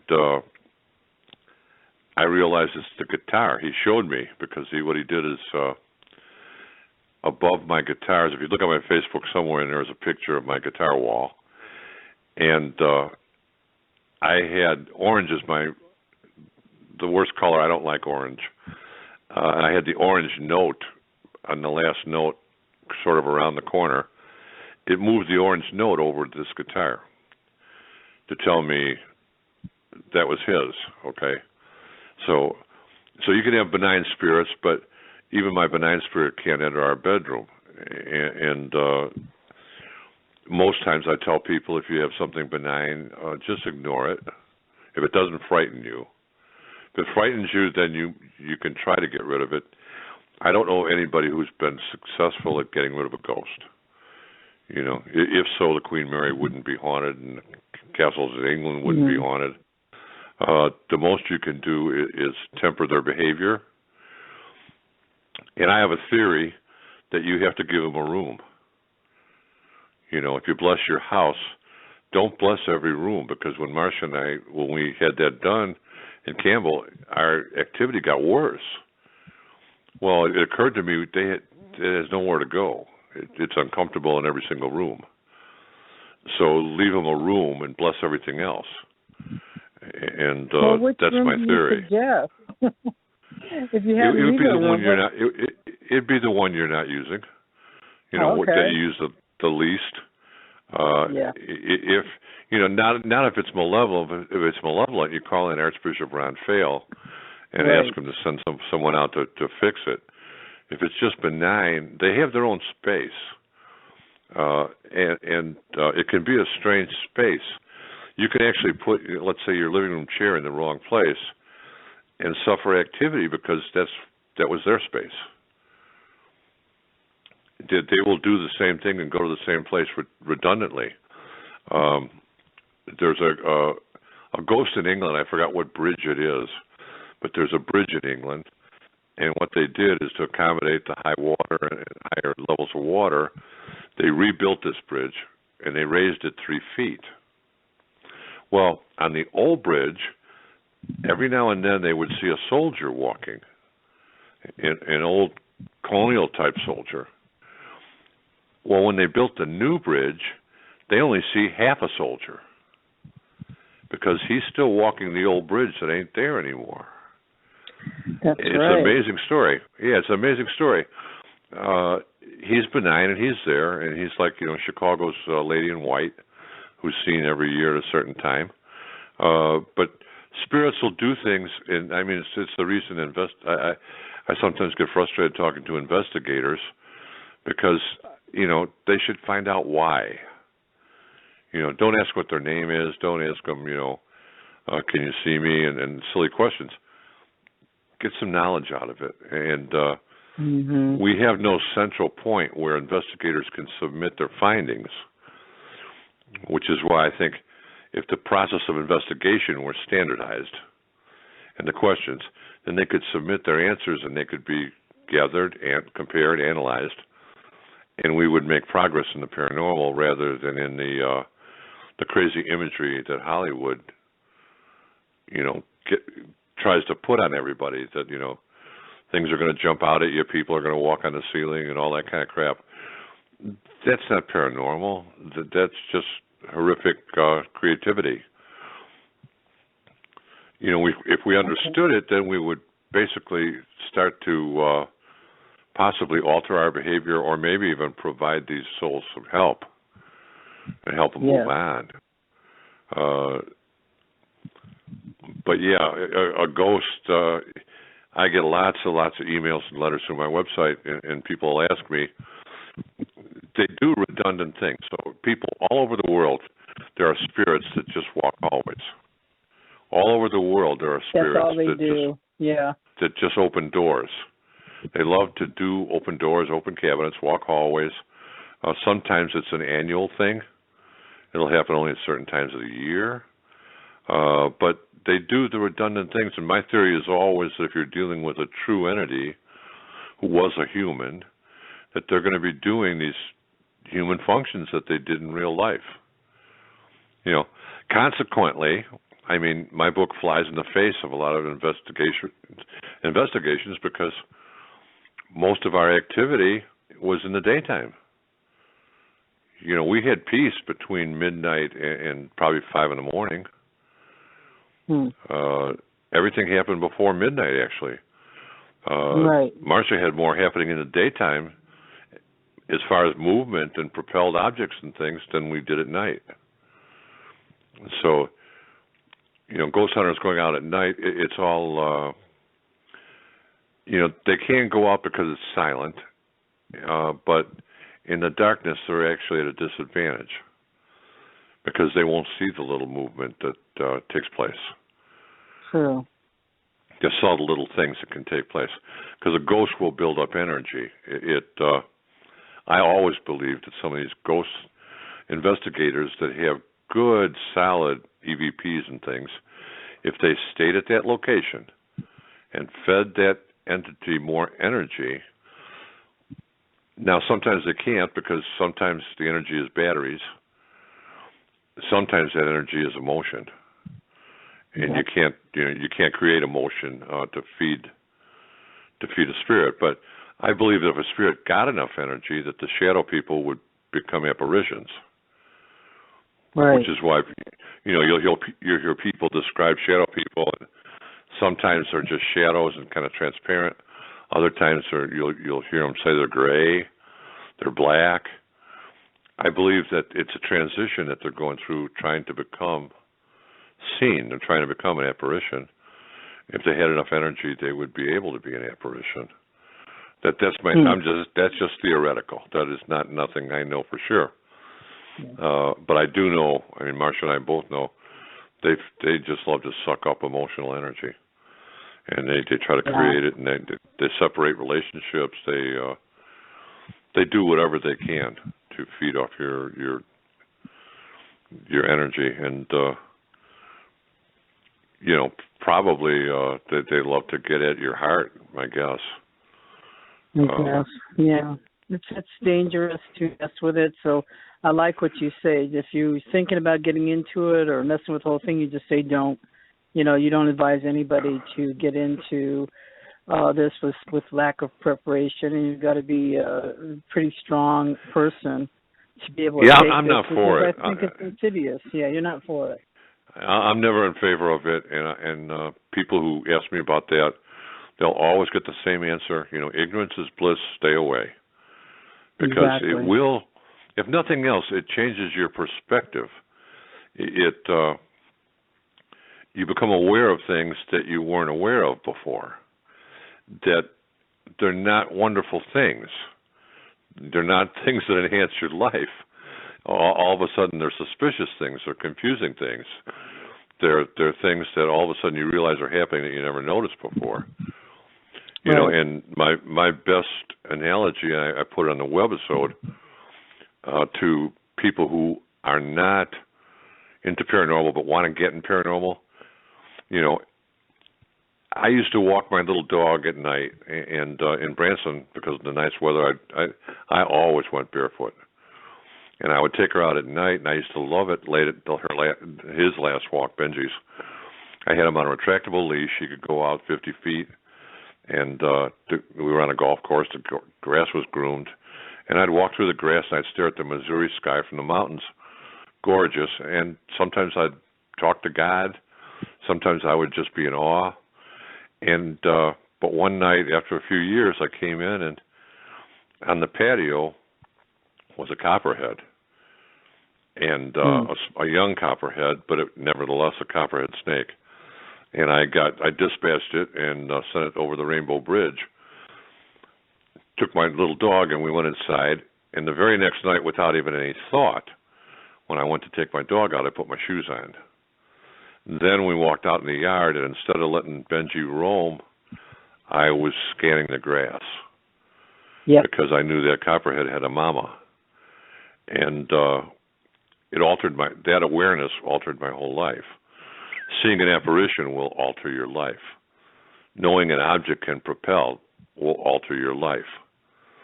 Hearing an EVP, if it's strong enough, and especially if it's a direct answer, it will alter your life. And worse yet, you're subject to an attachment, which you'll never see coming.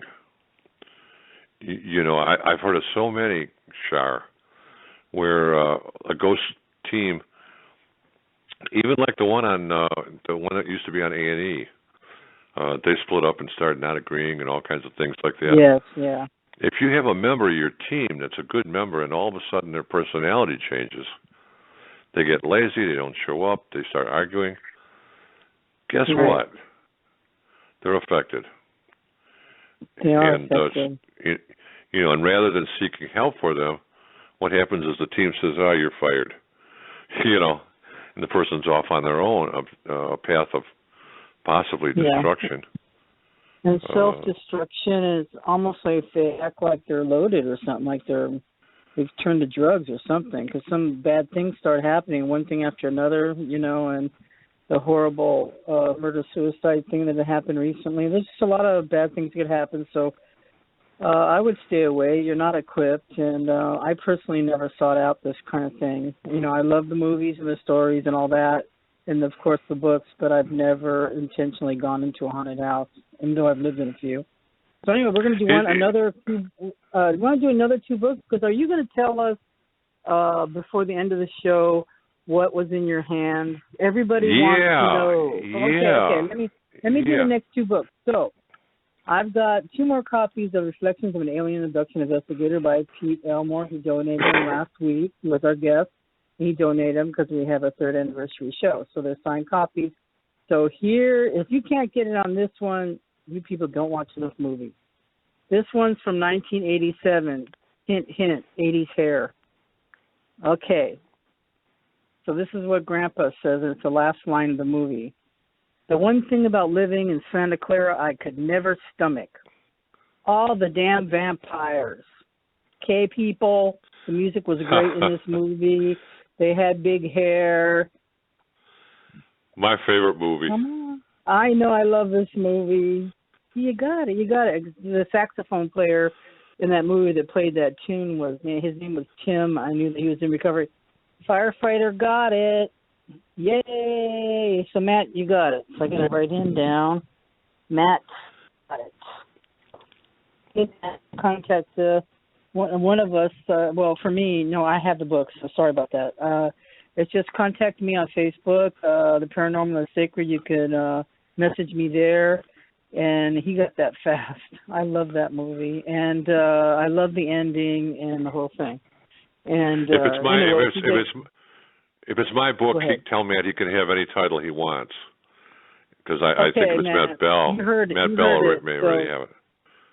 Matt, do you have you want to go with Ed's offering you a book? You can just message me, Matt, and tell me. Yeah, he says his favorite movie too, so he knows it. Okay, so I got 2 more questions. Okay. This is so freaking easy. Okay.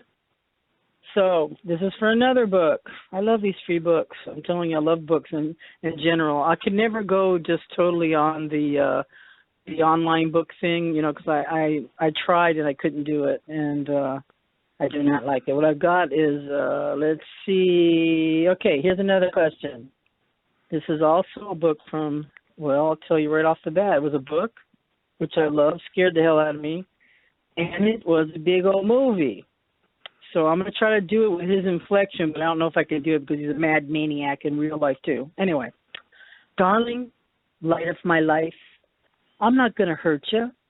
You didn't let me finish my sentence. I said I'm not going to hurt you. I'm just going to bash your little brains in. Ooh. It's so horrible that I think it's funny. And that's pretty bad of me. So that's a copy for the Reflections of Alien Abduction. Okay, we're waiting.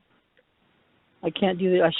I should copy the Jeopardy music to play in between here because I can't remember the tune. Anyway, so that's it. And the next one that goes with it will have to be the fastest person because you're going to get it if I say the next clue. So I'm going to give you a second to either call in 619-924-9744 or tell me in chat, darling, light of my life, I'm not going to hurt you. You didn't let me finish my sentence. I said I'm not going to hurt you. I'm just going to bash your brains in. That's a big hint. Not Silence of the Lambs. But you already won. Okay, the second hint. Gosh, nobody gets the morbid jokes. To me, I thought it was funny as hell, okay? Wait, we're getting a caller. Let me listen. Because he did it with such accentuation, and he's like a jerk anyway. No, he's not. Sorry. I think he's a brat. Anyway, okay, area code 502. Do you have the answer? I think so. Interview with the Vampire? No, darn it. No, that's not it, but that would be a good one. Yeah, okay, no, I guess I didn't you get did it. good, though. Okay, you did good, though. Sorry. Okay, I'm putting you on hold. Okay. Okay. So it's not Silence of the Lamb. Diary interview with a vampire was excellent. Okay, come on, people. Okay, next hint. Here's Johnny. Come on. Don't you remember when he took his little hatchet and bashed in the front door and stuck his head in? You guys don't remember this movie? I can't believe it. Do you remember, Ed? I can't remember the title, He took a hatchet. He chopped in the front door. He's trying to kill his wife. And Jack his name Nicholson. is Jack Nicholson. You got that part. Yes, The Shining. Angel. There you go. Angel got it. Let me see. Angel got it. Thank you, Angel. Okay. Angel, that's it. Angel, you got to message me. Everybody's starting to get it now. Okay, I got it. So that was it. I really thanks for participating. I hope you weren't too annoyed with this whole thing. Anyway, now, do you want to tell us what you were having in your hot little hand? Because I know all of the psychics you know failed miserably, including myself. No, they didn't. No, they didn't. In fact, one of the things that I felt bad about was maybe I should have prefaced that whole thing differently because it wasn't intended to make anyone look bad or feel bad. Oh, no. Psychics, have different levels of gifts. Majority of them are random, so they don't control it or turn it on and off like a radio. I know that. Not everyone is a remote viewer or telekinetic. I did know someone who would have not only guessed it instantly, they would have probably told me what item I was going to choose. They worked for the government, okay? Mm-hmm. They're if you would have met this person, you would have thought he was alien. All right, his name was Olaf Johnson. And it was just a scary thing meeting him when I learned. Marcia and I both witnessed some of the things he did. It was like, no, this ain't human. It wasn't magic. It was incredible. But I was truly, and I still am, searching for that person because I need that person. Yeah. So it wasn't meant to be. And in fact, I told people that a lot of people start guessing who aren't psychic and goofing around with it. But I said, private message me. I'm not going to say who was wrong and all that. I didn't care. Right. But I was going to do, there were 3 items that I had a choice of doing. All 3 I was emotionally attached to. So one of my friends, Christopher Demi Michaels, very sharp. If you're listening, Christopher, he guessed the Black Ring from Campbell Street. Mm-hmm.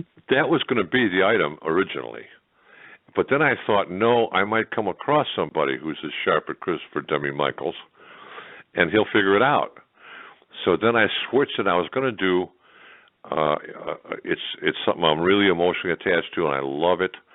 It's the original coin, the first coin that America ever made. It's not actually a coin. It wasn't made by the mint, so it's kind of considered a token or a coin. It's called the Fujio cent. Okay, that was my second choice. But that's what I picked. Remember I said it was like that wasn't the item. But that wasn't the item. But that would have been my second choice. Oh, damn it! Okay, go ahead. But the item it was okay. In 1882, the Catholics created an order called the Knights of Columbus. They're basically the modern version of the Templar Knights, the right hand of the Catholics. What I had in my hand is something that I got about 35 years ago. I treasure it. I mean, I keep it safe at all times. I believe it was a watch fob. It could be a necklace, but I believe it was a watch fob. So it's kind of a token or pendant-looking thing. It's the original symbol of the original Knights of Columbus. It's well over 100 years old. I've had it for 35 years. And because it was religious, spiritual, and I'm attached to it, I figured whoever is going to get it would get a good projection. And I really expected someone to message me I saw and that it was Skype. round in bronze. It was round in bronze color, gold color, but I don't even know if that's the right color now. Yeah, that was the Fujio cent. That was the Fujio cent. Dang it. Okay, and, all right. And I, in fact, that was going to be first it was the black ring, then it was the Fujio cent. But I figured too many people would say coin, and they would be non-specific. So I figured, no, I got to be unique. This item is unique. It's 18 karat gold with a platinum globe on it, and I don't even know if they use the same symbol, but it's somewhere between 1882 and 1900 as far as its age. And I love it. I mean, it makes me feel good just holding it. Sounds beautiful. You got to post a picture of it because it sounds awesome, really. I'll have to, I just put it back actually in my safe deposit box, so I'll have to go get it and take a picture of it. It is gorgeous, and I've never seen another one. Even when I meet a Knight of Columbus, I've never seen another one. So I have no idea what its collectible value is. I don't really care because I'm never going to sell it. Right. But that's what it was. It was the symbol of the original Knights of Columbus, created in 1882, and I believe it was a watch fob. It was something a guy would put on his keychain and his vest. Yes. Is what it was, and today you might call it a charm or whatever, but it's kind of heavy gold and platinum, and it's a very, very unique item. Picture. It sounds like that would be a nice thing to put on one of your covers of your book too. You know what I mean? It could be a beautiful setup with that and something else. Maybe one of the crosses or something. You know what I mean? It is gorgeous, but people would identify what the hell it was. They'd look at it and but it is something, if you're Catholic and you know the Knights of Columbus, they're a little bit easier to get into. Then they were a little more clannish in 1882. And today, I guess you just pay a fee and join or something. I don't know. In those years, you had to be brought in like a Mason or something like that. But that's what it was. And my intent was never to embarrass anyone or to we liked it. I thought it do was anything fun. like that. I just wanted someone. I'm still looking for that person. So I want that person who can accomplish that. And I know they're out there, but the question becomes... Yeah, there's remote viewers that can get it. You shouldn't make when you're doing remote viewing, if you're trained right, you won't make a judgment. You'll just describe what it looks like and what's on it. And you got to be trained to do that. Well, the problem becomes they're going to know that I know that if someone can be that specific and they would have gotten it, I would have automatically known. It wouldn't matter to me, and I wouldn't divulge their identity, but I would already know that they work for the government. The government has the strongest, best. What every psychic doesn't know is that when you say you're a reader or a psychic and you're going to do, especially these people that do phone readings, they throw themselves out there. As soon as they announce it, the first time they're out there doing it on the radio, it may be the first caller, it may be the fifth caller, but they're talking eventually to a government person. That government person is going to determine their level of accuracy. If they have a high level of accuracy, they won't be taken away in a black van or anything like that. There will be someone who will knock at their door and ask them if they'd like to be tested, and you will go to a testing center. And you can spend up to 2-3 years if they decide to try to develop you more or to study you. And you'll get paid very well, so it isn't like they kidnap you or something like that. But there's no psychic in our community that professes to be a reader or whatever that hasn't been tested. And they've already talked to the government, and they don't even know it. So the woman will say, I've got a problem, and you know, and she'll say, I got a problem, my boyfriend just left me, and she'll be lying. And you don't know that, okay? Yeah. You're gonna the poor psychic is gonna walk away thinking they just gave the best reading in the world, and really they just failed the government test. That much I know because I've known psychics that work for the government, and the government's employed them since, for sure, I know since the mid-'60s, in a big way. In NASA, CIA, if they find, you know, when you're watching a presidential meeting with a dignitary, if they can show the room, okay, you can probably pick out who the Secret Service people are. But there'll probably be one guy there that I'll bet no one can identify. They won't know, you know, he'll blend in like wallpaper, and no one's going to say, who the hell is that? You know, you can tell the Secret Service they're kind of stern and hard looking. That one guy there is a reader. Yeah. When the president's done with all that, that guy's going to say that person was lying. And that, you know, the talents of the gifted are being used, and we just don't know it. You know, and certainly it's not advertised. But I mean, what an advantage to go to a meeting and to be able to read the other side. Great advantage. And the Russians were also doing it. They were doing the same damn thing.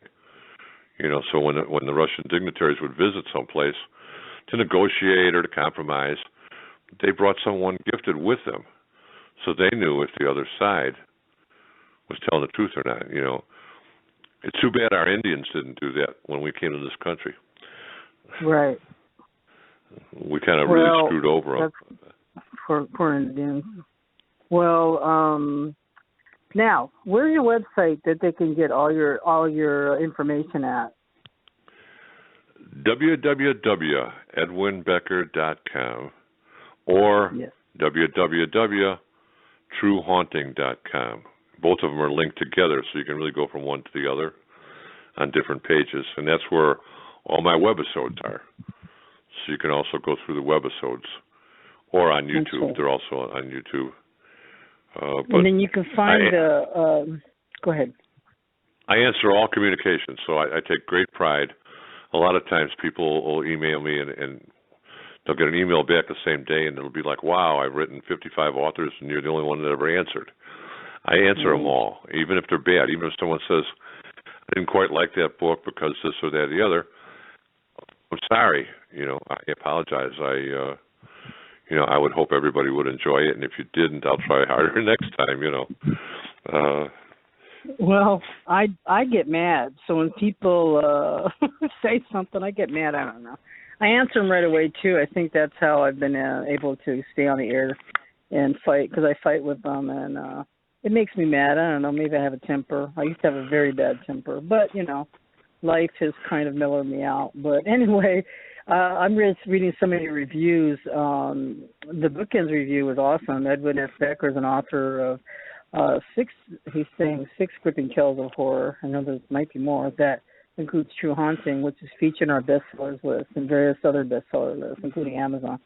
If you're looking for a chilling tale, pick up any one of his titles. And then Katie Lynn Whitaker from eBook Examiner, True Hauntings spits in the face of paranormal skeptics while having a slow start and then slightest urge to disengage.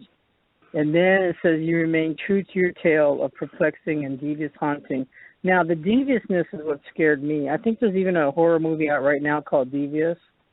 You know what I mean? Because I could actually, when I was reading your book, read between the lines of what was really happening and how it insidiously takes over. It's very I don't know, it's authentic, it's the real deal, and and then Jonathan Bradmere of WGN Radio, this home is the first time they televised an exorcism. This is the first time, to me, that's historical. It had to be like 3 channels at the time. It's amazing. I thought that was funny. Anyway, there was about 3 channels at the time, and I remember watching it. I do. I remember watching it, and it was very era. Brandmeier is a guy that everybody runs from because he's not Howard Stern, but he will roast you. And that was a show that I went on that I was a little bit frightened, but we had fun. And he turned out to be very kind, and which surprised me because he's a jokester and a very entertaining man. Okay, and then let's see. And then in your website, you do have answers to many questions because in your book, there's many of us want to know what happened to your dogs, and they ask you if you sold your house, but we know you gave it away. And we talk about your sister, and then about who Dave was in the book. It's really Dan Way. Anyway, you go to his website, you can get all the questions answered that you have. Yeah, and if I come up with new ones where they're kind of where people could be asking me the same thing, I'll put it out there. Yeah. To me, the funniest one was Paranormal Witness, where I got, just a ton of emails where they said, "You and Marcia left without the baby because the last scene shows us driving away." And I got so many of them, it was like, you got to be kidding me. No, we never left the baby at the house. Well, you didn't leave that little baby behind. That baby also has babies now, so all is well. And we only have a couple minutes left. Do you have any closing words you want to say? Yeah, thank you for inviting me on this historic anniversary show. Thank you. I'm honored. So, and I love you. You know that. I love you too. I'll give you my baby. Thank you. I appreciate it. And God bless you all in the audience, and stay safe, all of you. Yes, there's just so many people in chat and on the air. We want to thank you so much for joining in on the fun tonight. And Ed, you're amazing. Keep writing, and we're keeping you following. And anytime, you're welcome on here anytime, Ed. Well, thank you. You're very welcome, and have a good night, and take care. You too. Okay, bye-bye. So it's been an awesome show. Ed's the real deal, and please go get his books. I found them all on Amazon, and we're gonna send out as soon as possible all the books for all the winners. And just remember, just message me on Facebook so I know who you are. I have written down everybody's name, so you got to give me the right names because I know that nobody else did that. But anyway. And I just have a little short message from Carl Jung. He says, where love rules, there is no will to power. Where power predominates, there is love lacking. The one is the shadow of the other. And I want to remember, like I always say, that may the true love live in your heart and you find true love. And the many blessings to everyone that listens to the show. It's been awesome 3 years, and I will continue. And God bless you all, and you've been amazing. So you can contact me, of course, on Facebook. The Paranormal is Sacred is there. We put in for new guests every week. So we'll be back here next week, Friday night, 6 p.m. Pacific Standard Time. And you can also track me down on Facebook, of course. The Paranormal is Sacred is a place where the unheard may be heard. And please recommend us to your family or friends. And again, God bless everybody. May your best dreams come true, and may true love live in your heart. Love you a bunch. Take care, everybody. Bye-bye.